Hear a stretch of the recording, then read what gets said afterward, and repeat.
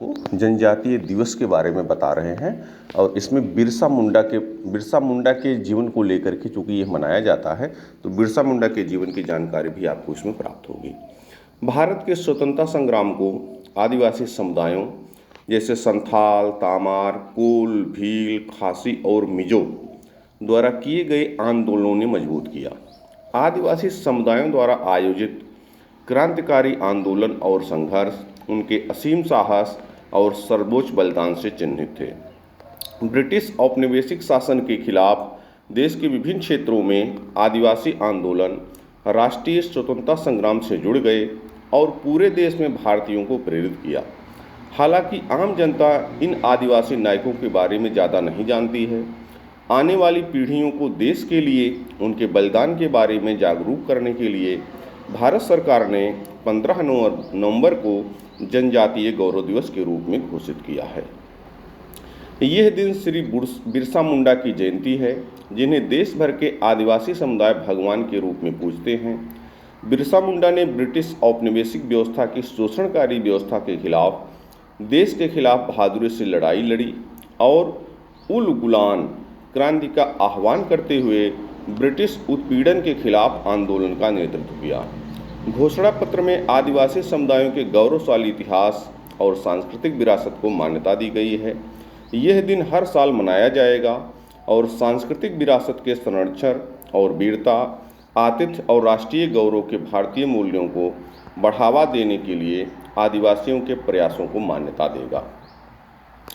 15 नवंबर 1875 को वर्तमान झारखंड के उली हातू गांव में जन्मे बिरसा मुंडा ने अपना बचपन एक आदिवासी मुंडा परिवार में घोर गरीबी में बिताया। यह वह समय था जब शोषक ब्रिटिश राज ने मध्य और पूर्वी भारत के घने जंगलों में घुसपैठ करना शुरू कर दिया था, जिससे उन आदिवासियों को नुकसान पहुंचा जो प्रकृति और प्राकृतिक संसाधनों के साथ सामंजस्य बिठाकर अपना कार्य कर रहे थे।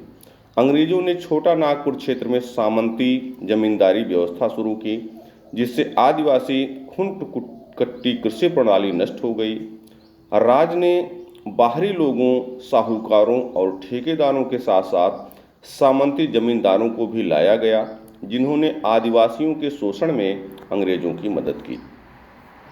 यह सब बिरसा मुंडा द्वारा आदिवासियों के हित में उठाए गए कदम के रूप में सामने आया। उन्होंने धार्मिक प्रथाओं को परिष्कृत और सुधारने के लिए काम किया, कई अंधविश्वासी रीति रिवाजों को हतोत्साहित किया, नए सिद्धांत, नई प्रार्थनाएं लाई, कई आदतों में सुधार किया और आदिवासी गौरव को बहाल करने और पुनर्जीवित करने के लिए काम किया। बिरसा ने आदिवासियों को सिर मारे फिरू राजा जय या पैतृक राजा की जीत के बारे में प्रभावित किया और इस तरह भूमि पर आदिवासियों के पैतृक स्वायत्त नियंत्रण की संप्रभुता का आह्वान किया। बिरसा एक जन नेता बन गए और उनके अनुयायी उन्हें भगवान और धरती आबा मानने लगे। बिरसा मुंडा ने स्पष्ट रूप से पहचान लिया था कि ब्रिटिश औपनिवेशिक शासन सभी समस्याओं और उत्पीड़न का मूल कारण था। यह उनके लिए बिल्कुल स्पष्ट था कि अबुआ राज सेटर जाना, महारानी राजा टुंडू जाना, अर्थात रानी का राज समाप्त हो और हमारा राज स्थापित हो। भगवान बिरसा ने लोगों के मन में चिंगारी जलाई। मुंडा, उराव, अन्य आदिवासी और गैर आदिवासी उनके आह्वान पर प्रतिक्रिया व्यक्त करते हुए बिरसा के नेतृत्व में औपनिवेशिक आकाओं और शोषक दिकुओं के खिलाफ अपने सामाजिक, आर्थिक, राजनीतिक और सांस्कृतिक मुक्ति के लिए उल गुलान में शामिल हो गए। जल्द ही उन्हें ब्रिटिश पुलिस ने पकड़ लिया और जेल में डाल दिया, जहां 9 जून 1900 को उनकी मृत्यु हो गई। लेकिन भगवान बिरसा मुंडा का संघर्ष व्यर्थ नहीं गया।